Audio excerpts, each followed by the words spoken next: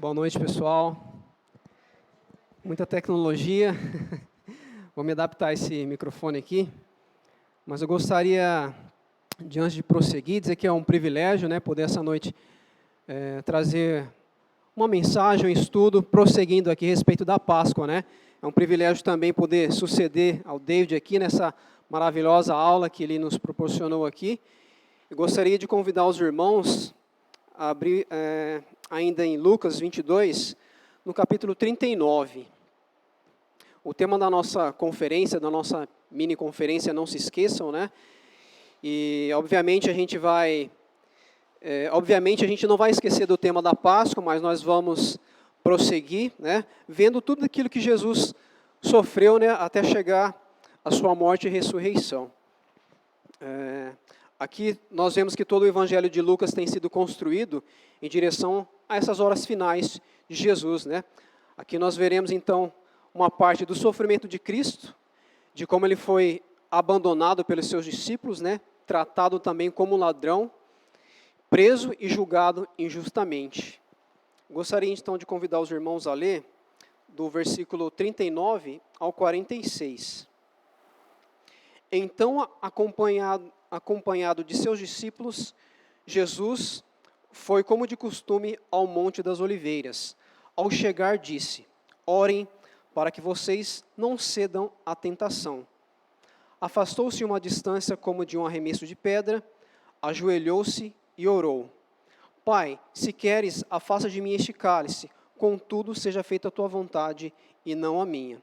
Então apareceu um anjo do céu que o fortalecia. Ele orou com ainda mais fervor, e sua angústia era tanta que seu suor caía na terra como gotas de sangue. Por fim, ele se levantou, voltou aos discípulos e os encontrou dormindo, exaustos de tristeza. Por que vocês dormem? Perguntou ele. Levantem-se e orem para que não cedam à tentação.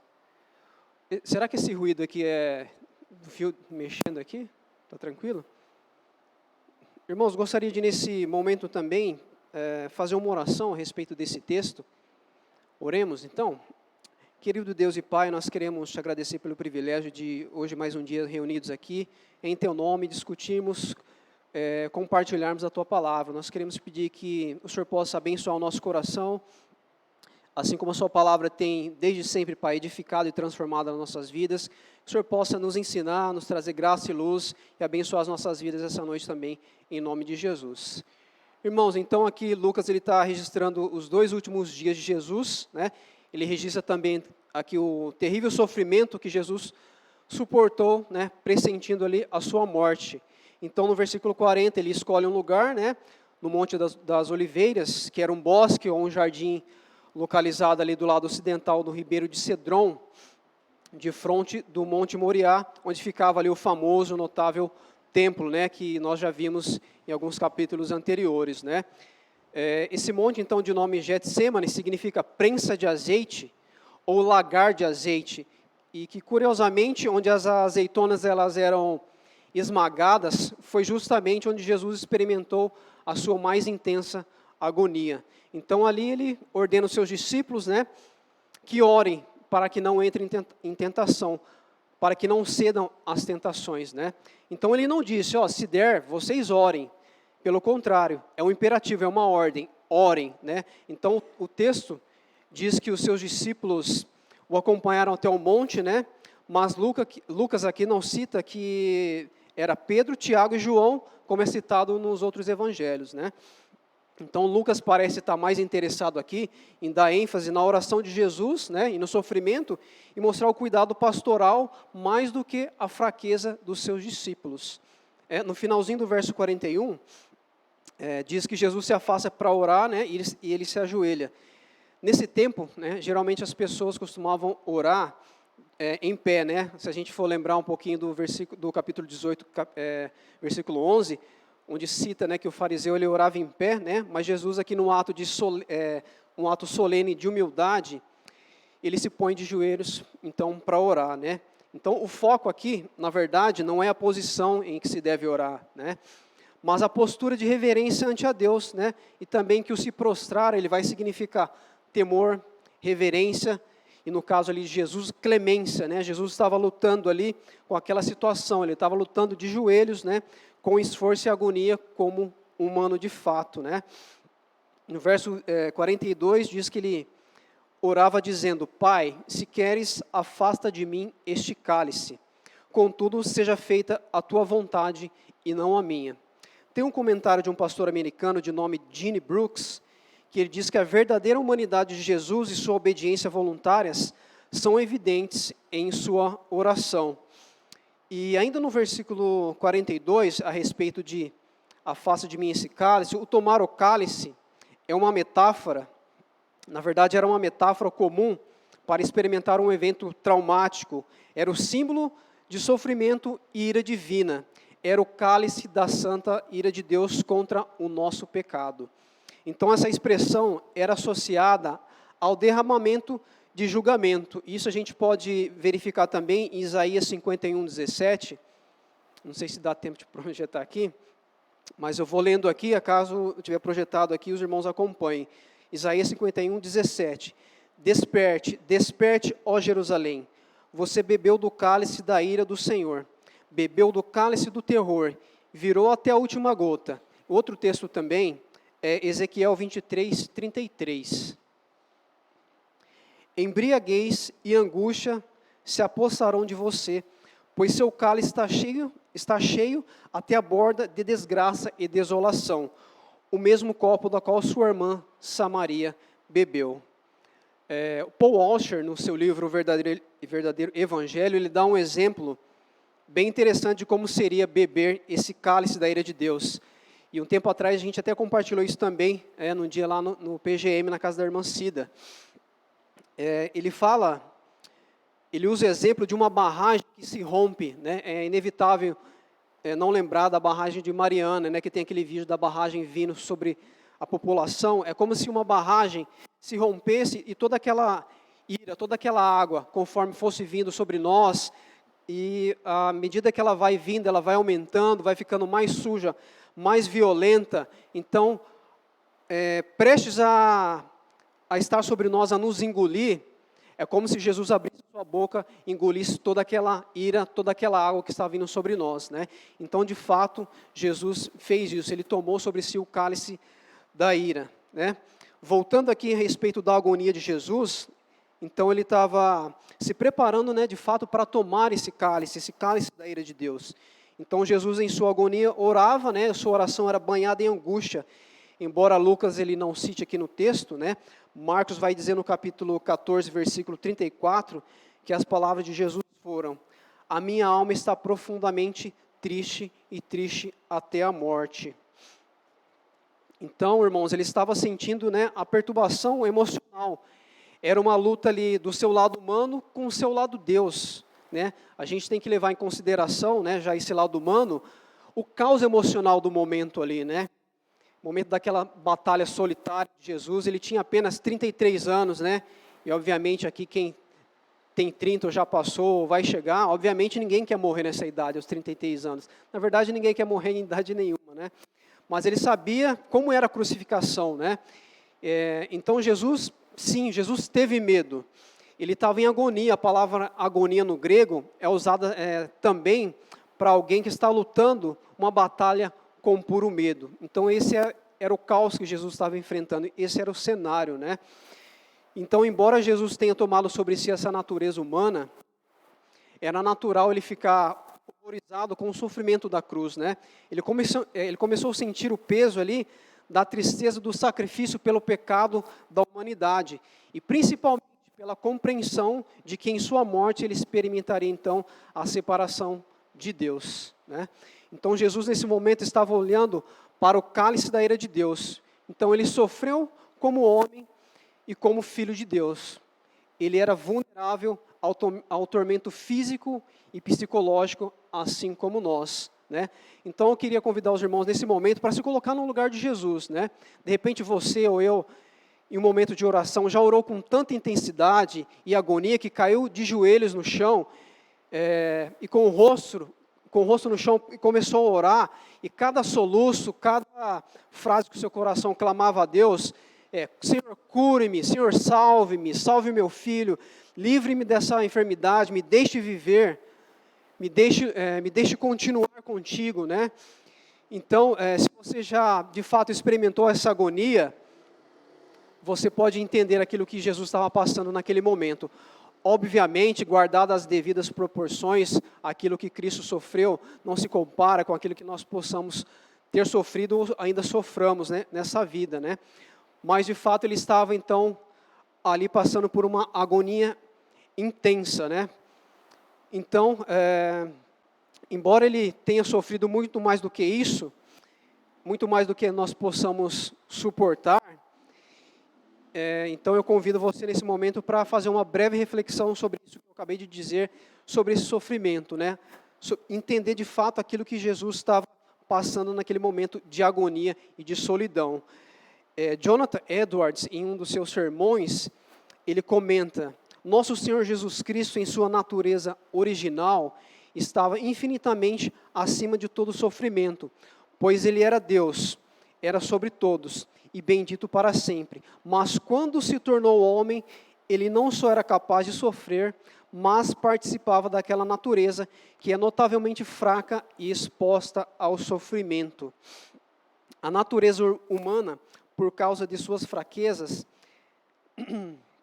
é nas Escrituras comparada à grama do campo, que facilmente murcha e apodrece. Então, assim é comparado a uma cinza que tem o seu fundamento no pó e é esmagado pela traça. Foi essa natureza, com todas as suas fraquezas e exposição aos sofrimentos, que Cristo, o Senhor Deus Onipotente, tomou sobre si. Obrigado, Tiago. Afastar?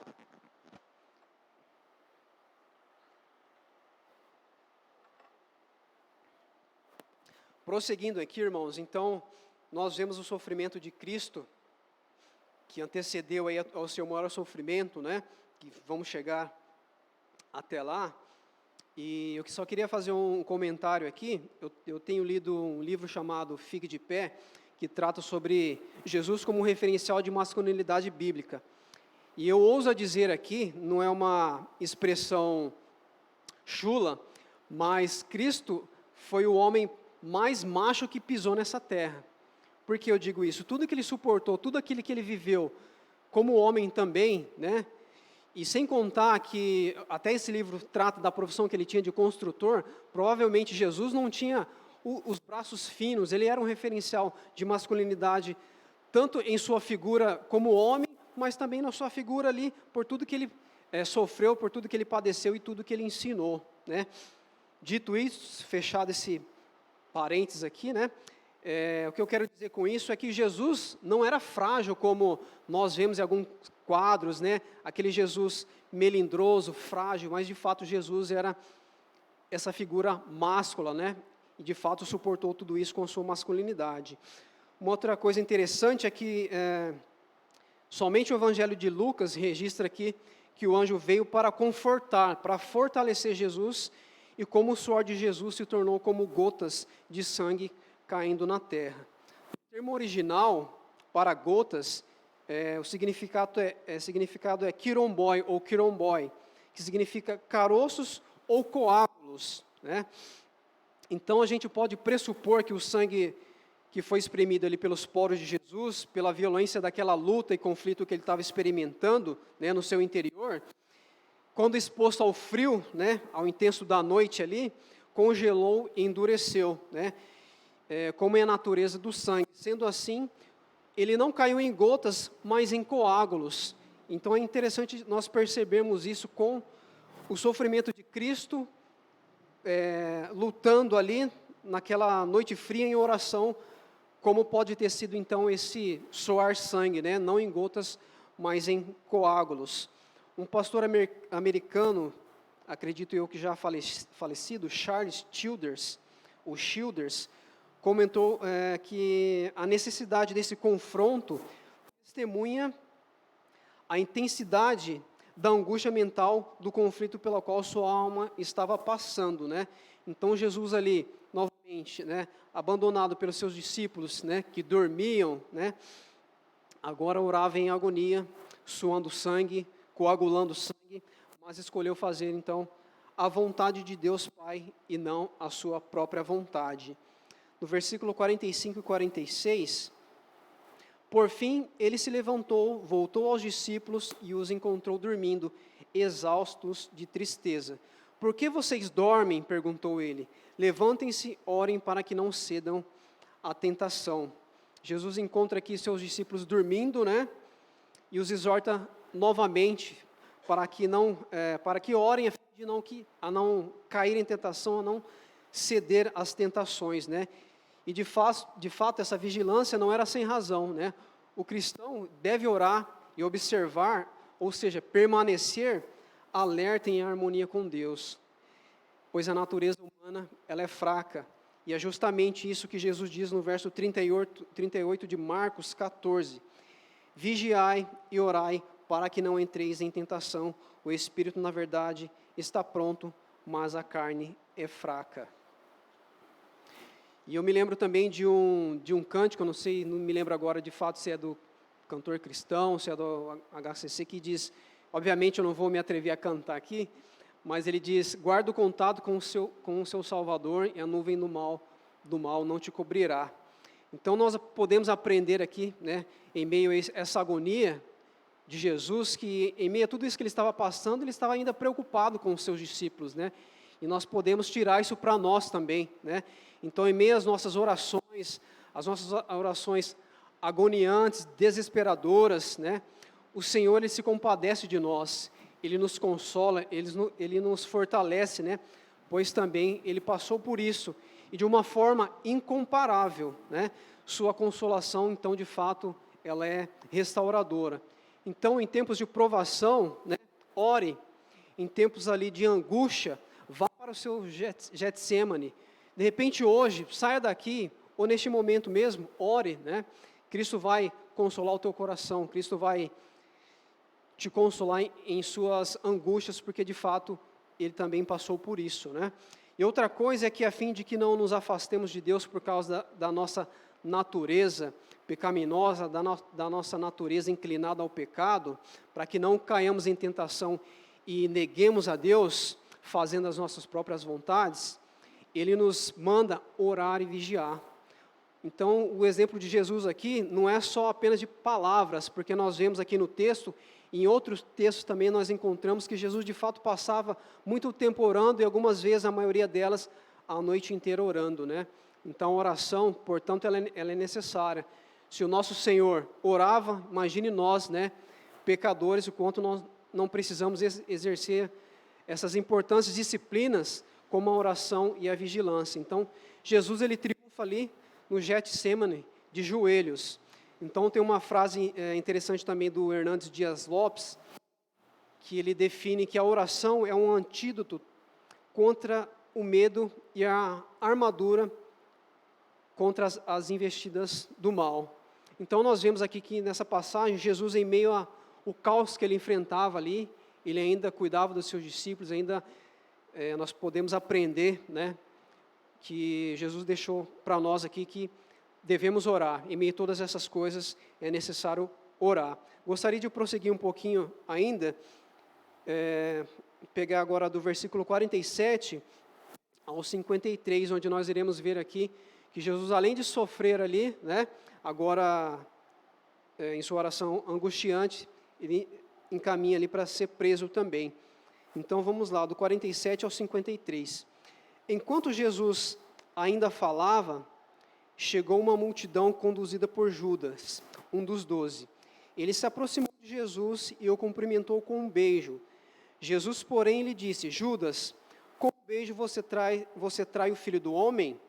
Quando aqueles que estavam com Jesus viram o que ia acontecer, disseram: Senhor, devemos lutar? Trouxemos espada. E um deles feriu o servo do sumo sacerdote, cortando-lhe a orelha direita. Mas Jesus disse: Basta. Tocando a orelha do homem, curou-o. Então Jesus dirigiu-se aos principais sacerdotes, aos capitães da guarda do templo e aos líderes do povo que tinham vindo buscá-lo. Por acaso sou um revolucionário perigoso para que venham me prender com espadas e pedaços de pau? Por que não me prenderam no templo? Todos os dias estava ali ensinando, mas esta é a hora de vocês, o tempo em que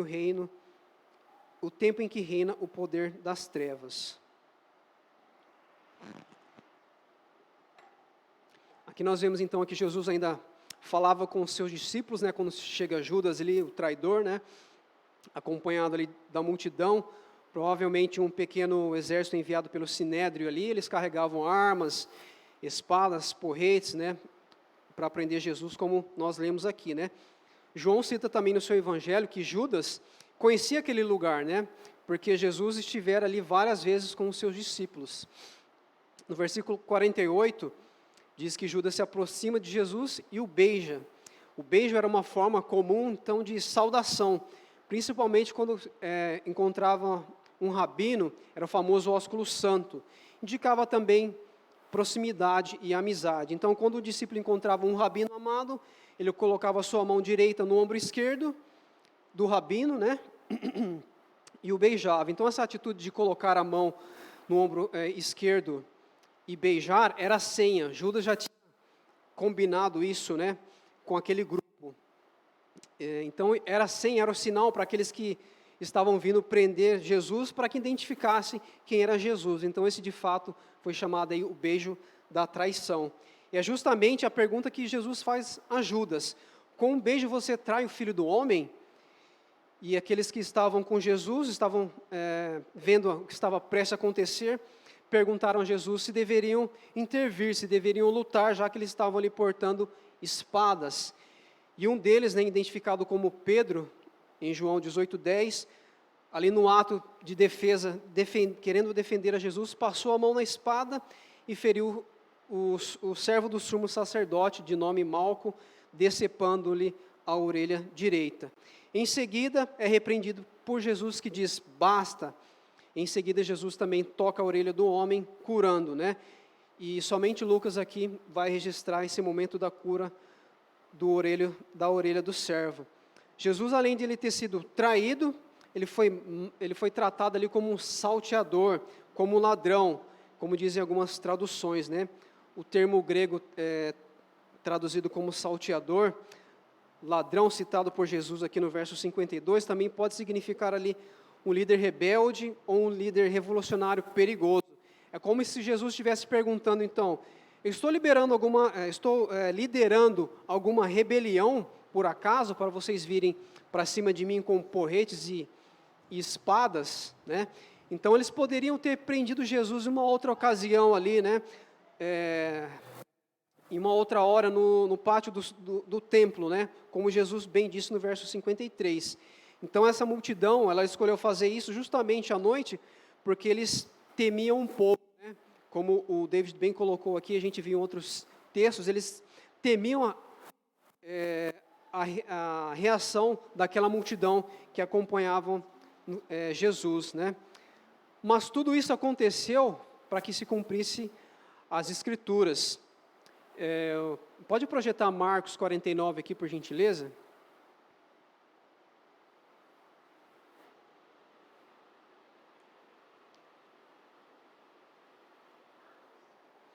Marcos 14, 49.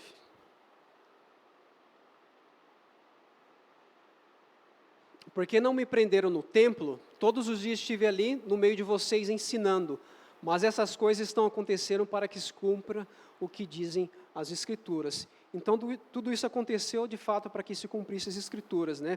Embora eles viessem ali, então, com a intenção de prender Jesus, tudo já estava conhecido e profetizado antes. Jesus mais que se entregou do que, de fato, ele foi preso, né? Como diz em João, do versículo 4 ao 6. Então, tudo isso já estava determinado, tudo isso já estava predestinado, não era nada encenado.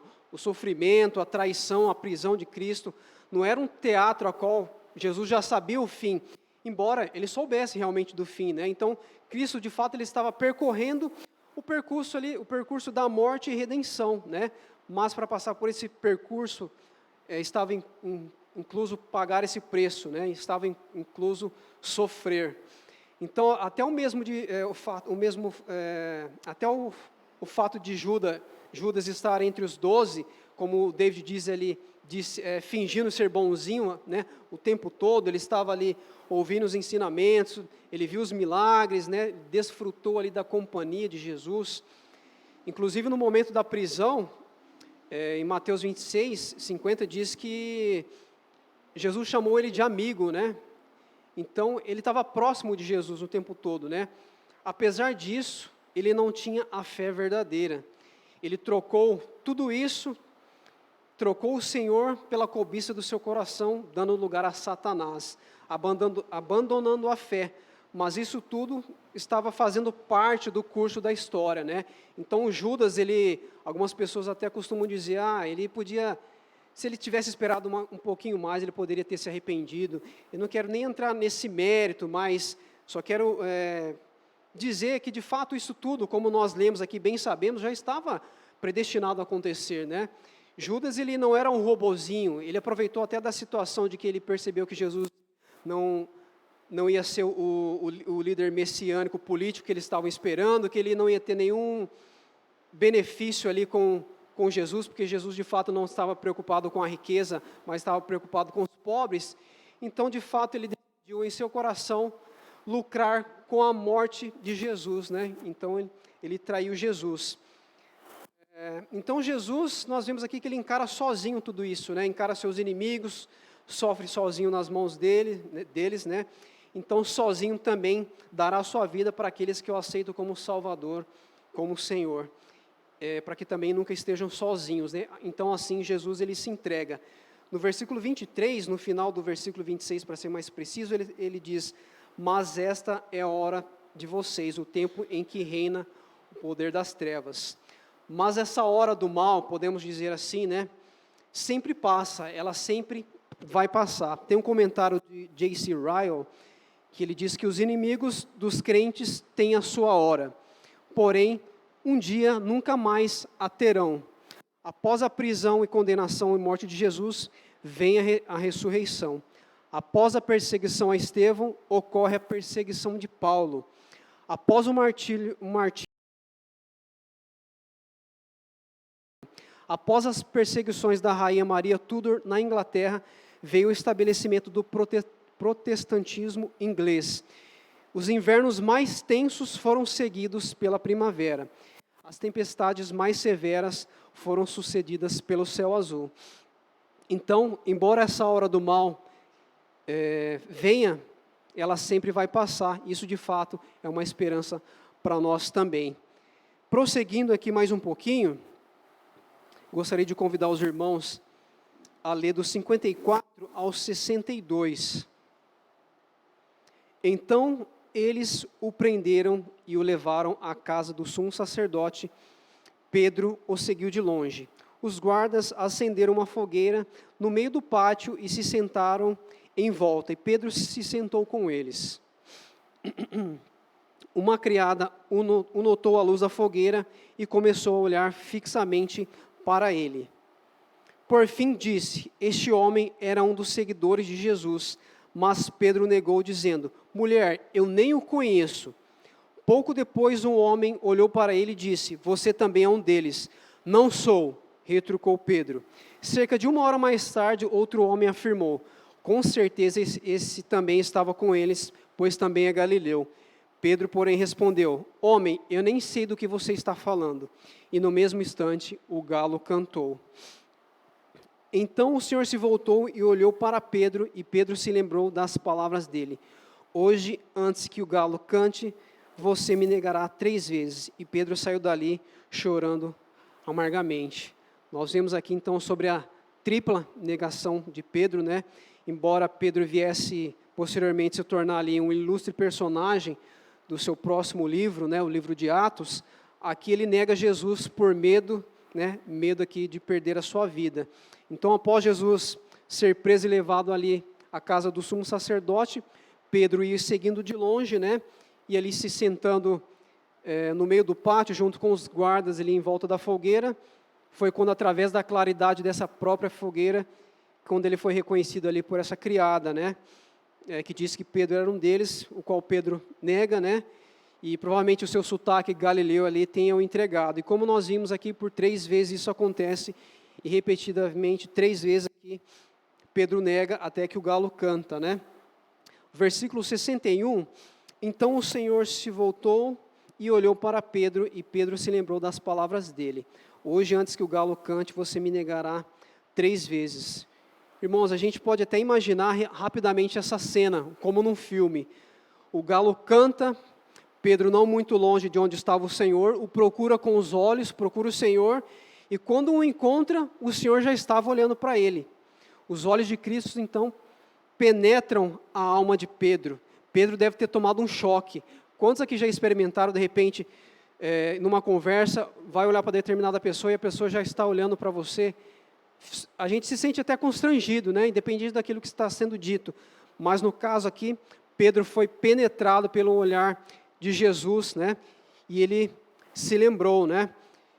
Pedro tinha prometido ir com Jesus, né, para a prisão e sofrer com Jesus até a morte. Aqui agora nega Jesus e sai dali chorando amargamente. Então essa tripla negação de Pedro cumpriu a profecia de Jesus, escrita no versículo 34 desse mesmo capítulo 22. Então nós vemos que a queda de Pedro começa juntamente quando ele foge com os outros discípulos, né? Ele ainda de fato começa a seguir a Jesus de longe. Ele não quis perder Jesus de vista, mas por outro lado, ele não queria ali sofrer as consequências de estar com Jesus. Por isso foi o medo que o levou a negar Jesus ali 3 vezes. Então ele tenta ali se disfarçar, se mistura entre aqueles que estavam ali blasfemando contra Jesus, né? Então nem mesmo aqui a covardia e medo de Pedro impediram que ele fosse identificado como discípulo de Cristo, embora ali o seu medo tenha ofuscado a sua fé. Um outro comentário aqui do J.C. Ryle, vocês vão perceber que eu cito bastante comentário deles aqui, porque de fato eu gosto bastante desse autor. E ele diz o seguinte: o mais nobre dos crentes é apenas uma criatura frágil, mesmo em seus melhores momentos, né? Então ele define bem aqui a figura de Pedro. No entanto, Pedro, ele se arrepende, e o seu arrependimento passa pelo canto do galo. O canto do galo ali foi uma garantia a Pedro de que ele poderia ser perdoado, pois naquele instante ele se lembrou da palavra do Senhor, né, como nós vimos aqui no versículo 61. Deus não rejeita de fato o coração arrependido, o coração compungido verdadeiramente. Marcos, ele registra no capítulo 14, versículo 72, que Pedro, caindo em si, desatou a chorar, né? Então, o arrependimento de Pedro aqui foi demonstrado pelo seu choro amargo, o choro da tristeza segundo Deus, diferentemente do choro do remorso, que é a consciência do pecado, sem a ferida do arrependimento e sem o remédio do perdão. Então, nós percebemos aqui que, em meio a tudo isso, Pedro encontrou lugar de arrependimento.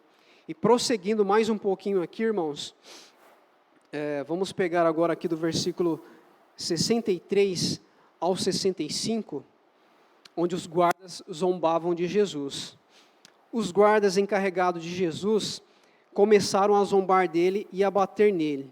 Venderam seus olhos e diziam: profetize para nós. Quem foi aquele que te bateu dessa vez? Eles zombavam de Jesus, né? O insultavam de muitas outras maneiras. Só até aqui. Jesus, ele foi deixado aqui aos cuidados, né, dos guardas, dos soldados, que nós vimos aqui que escarneciam de Jesus, né? Eles não pouparam Jesus nem das bofetadas. Então, muito mais do que caçoar, zombar de Jesus, eles agrediam a Jesus, né? E Jesus começa a receber ali, então, um julgamento injusto, pois ele era maltratado antes de começar o julgamento. A lei romana dizia indúbio pro réu, que é uma expressão e também um princípio fundamental do direito penal, que significa literalmente, na dúvida, a favor do réu. Ou seja, em caso de dúvida razoável quanto à culpabilidade do acusado, nasce em favor deste a presunção da inocência. Ou seja, na dúvida, absolva. Então, Jesus não teve, de fato, esse julgamento, né? O que nós vemos aqui é que o tribunal eclesiástico ali dos judeus o inocente é castigado antes de ser investigado. Então nós vemos que o abuso sobre Jesus lembra também o sofrimento do servo justo, que é citado lá em Isaías capítulo 50, versículo 6 e também 53, versículos 3 ao 5. Irmãos, então, para finalizar aqui, nós somos sempre abençoados e edificados pela palavra de Deus, né? Nós somos participantes e beneficiários do sofrimento vicário de Cristo, né? Então nós podemos aprender com Cristo, em meio a esse relato de Lucas, que em meio a tempos de provação, nós precisamos orar, e que o Senhor se compadece de nós e nos consola, né? E que Ele sofreu por nós, e de fato não foi pouco, né? Nós vemos aqui o início do sofrimento de Cristo, nós vamos ver amanhã, de manhã e à noite também, sobre isso, né? E nós vemos também que a misericórdia, e que há misericórdia e perdão para o arrependido, para aquele que se arrepende de fato, para aquele que é arrependido verdadeiramente. Amém?